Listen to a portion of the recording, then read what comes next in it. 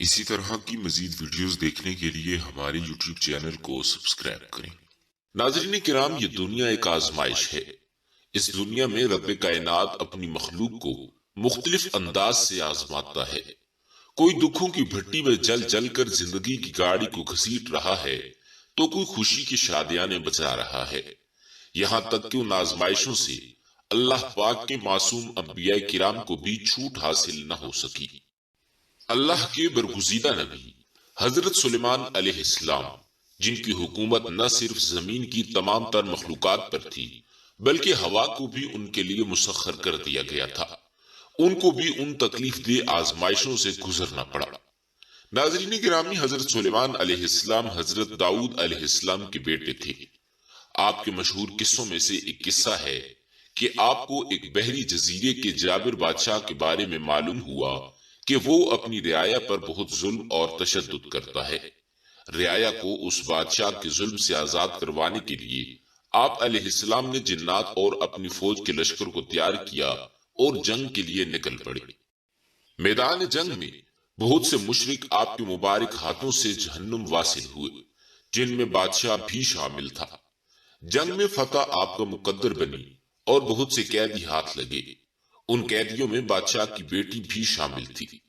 آپ نے جب جزیرے کی شہزادی کو دیکھا تو اس کا بے پناہ حسن آپ کے دل کو بھا گیا۔ حضرت سلیمان علیہ السلام نے اس نوخیز شہزادی کو نکاح کی دعوت دی، جسے قبول کر لیا گیا۔ شادی کے بعد آپ اپنی نوجوان اور خوبصورت اہلیہ کے ہمراہ واپس محل تشریف لائے اور خوش و خرم زندگی گزارنے لگے۔ ایک دن آپ اپنے روزمرہ کے کاموں سے فراغت حاصل کرنے کے بعد جب واپس محل کو تشریف لائے تو دیکھا کہ آپ کی نوجوان اور خوبصورت اہلیہ غمگین اور غمزدہ بیٹھی ہے۔ بیوی چونکہ نہایت ہی خوبصورت تھی، اس لیے آپ علیہ السلام سے بیوی کا رونا برداشت نہ ہو سکا۔ اسی لیے وجہ دریافت کی تو بیوی نے آپ کو بتایا کہ اسے اس کے مرحوم والد کی یاد ستا رہی ہے، اس لیے وہ غمزدہ اور غمگین ہے، اور بتایا کہ بہت جلد وہ بھی اپنے والد سے جا ملے گی۔ نوخیز بیوی کی زبان سے جب یہ بات سنی تو آپ نے اس سے اس کا حل پوچھا۔ بیوی نے حل بتایا کہ اسے اس کے باپ کی صورت کے مشابہ ایک مجسمہ تیار کر کے دیا جائے تاکہ وہ اس کے ذریعے اپنے باپ کی صورت کی زیارت کر سکے، وگرنہ باپ کی یاد اس کا سینہ شک کر دے گی۔ خوبصورت بیوی کے منہ سے نکلے یہ الفاظ حضرت سلیمان علیہ السلام برداشت نہ کر سکے اور فوراً جنات کو حکم دیا کہ ایک مجسمہ تیار کرو جو بادشاہ کی صورت کے مشابہ ہو۔ چنانچہ کچھ ہی لمحوں بعد جنات کے ہاتھوں ایک مجسمہ تیار کروا لیا گیا اور اسے گھر کے ایک کونے میں نصب کروا دیا گیا۔ اس مجسمے کو خوشبو لگائی گئی اور اسے بادشاہ کی طرح کا ہی لباس زیب تن کروا دیا گیا۔ والد کا دیدار کرتے کرتے حضرت سلیمان علیہ السلام کی غیر موجودگی میں شہزادی ایک دن اپنی چند کنیزوں کے ہمراہ مجسمے کے سامنے سجدہ ریز ہو گئی اور اسے والد سے خدا سمجھ کر پوجنے لگی۔ اس طرح اس بت کو پوجتے پوجتے 40 روز گزر گئے۔ شہزادی چونکہ اپنی کنیزوں کے ہمراہ سجدہ ریز ہوئی تھی، لہٰذا 2 سے 4 زبانوں سے ہوتے ہوئے یہ بات پورے محل میں پھیل گئی اور محل سے نکل کر پورے شہر میں اس داستان کی گونج سنائی دینے لگی کہ واللہ نبی خدا حضرت سلیمان علیہ السلام جو دین خدا کی تبلیغ کرتے ہیں، انہی کے گھر میں ان کی زوجہ بت پرستی میں مبتلا ہو گئی ہے۔ اسی دوران ایک شخص آپ کی خدمت میں حاضر ہوا اور بولا کہ اے نبی خدا، معلوم ہوتا ہے کہ آپ کی بیوی مشرک ہو گئی ہے۔ بیوی سے محبت بجا، مگر خدا کے نبی کے گھر میں مجسمے کا پایا جانا اور پھر اس بت کو پوجنا قدرے پریشان کن ہے۔ لوگ سوال کرنے لگے کہ کیا انبیاء کی بیویاں حساب و کتاب سے آزاد ہیں؟ جب یہ سب حضرت سلیمان علیہ السلام نے سنا تو دوڑتے ہوئے گھر کو تشریف لے گئے اور مجسمے کو توڑ دیا، بیوی سے علیحدگی اختیار کی اور گوشہ نشین ہو کر رب کے حضور سجدہ ریز ہو گئے۔ اپنی نادانستگی میں کی گئی خطا پر خدا سے معافی کے طلبگار ہو لیے۔ خدا سے دعا کی کہ اے میرے مالک، تو نے ہی مجھے اس آزمائش میں ڈالا ہے، اب تو ہی مجھے ثابت قدم رکھ اور مجھے معاف فرما۔ اس جرم کے لیے 40 روز تک تیرے بھیجے گئے نبی کے گھر میں بت کی پوجا ہوتی رہی۔ گوشہ نشینی ترک ہوئی تو بیت الخلاء کا رخ کیا، معمول کے مطابق اپنی سلطنت کی انگوٹھی جس میں جنات پر قابو پانے کا گر موجود تھا، کو اپنی کنیز کے حوالے کیا۔ اسی اثنا میں حضرت سلیمان علیہ السلام کی صورت کے مشابہ ایک جن حاضر ہوا اور کنیز سے انگوٹھی لے اڑا۔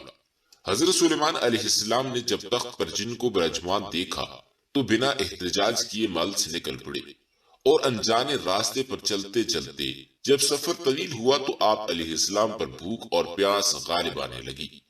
راستے میں ایک جھونپڑی پر نظر پڑی تو فوراً دروازہ کھٹکھٹایا۔ اندر سے ایک خاتون برآمد ہوئی۔